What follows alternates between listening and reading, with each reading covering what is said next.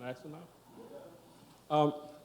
You say we have become obsolete, but really in the information age, the internet has really kind of like leveled the playing field to a certain extent. But because our minds are still colonized, I think sometimes it's hard to take advantage of these opportunities. And I wonder, can you talk about that? Is that a question to me? Yeah. All right. Robin, I did a lot of talking. Okay, well, you should take that. I did want to respond to this issue of obsolescence, but yeah, you should take that question. Sure. I put it in the context of the emerging street force.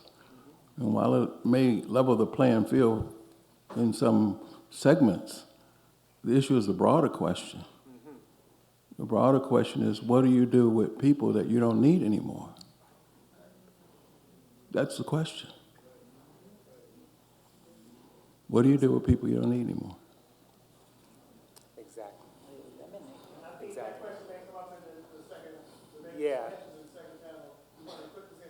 Oh, I was just going to say that, when you actually go back and read the American Revolution, he also posed it as a question of possibility too.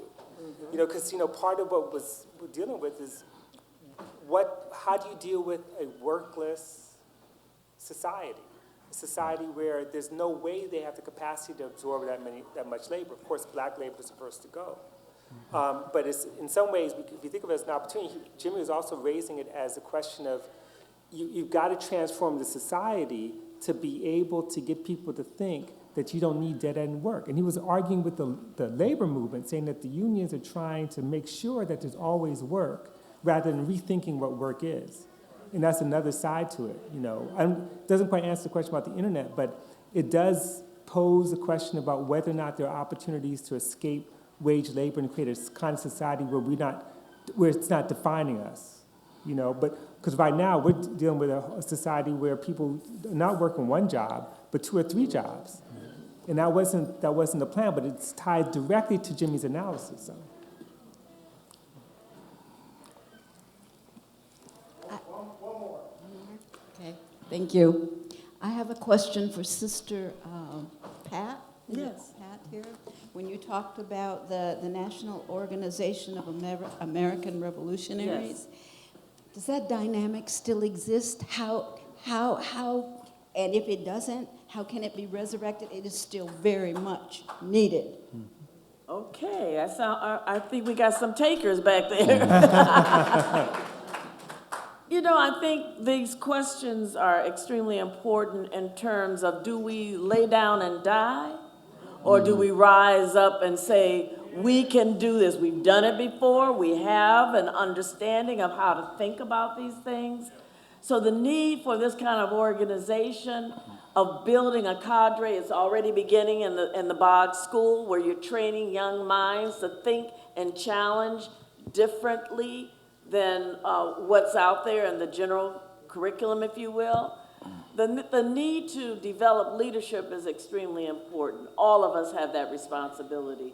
So all the folk, all the young people who are looking for who they are and what they need to be about should not be limited by what the world says about who they are, but building an organization that trains young minds, that allows people to blossom and to be everything that they can possibly be, is what an organization of this is required.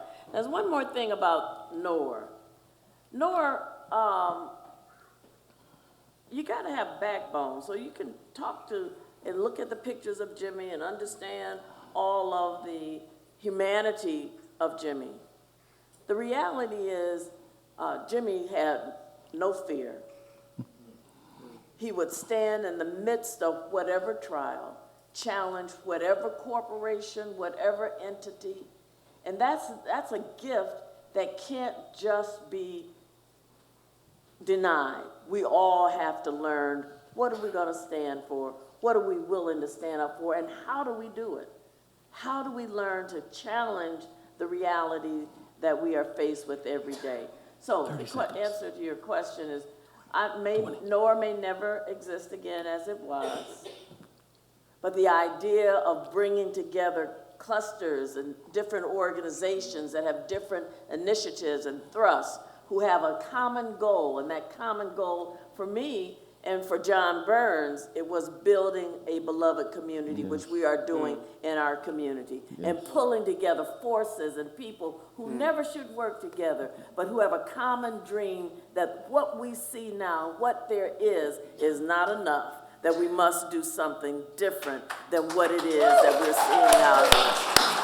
Thank you for your question. And Carl's going to close us out with 20 seconds. I had the great honor of spending the last hours with Jimmy. Grace called and said, Jimmy's about to go. You better come see him.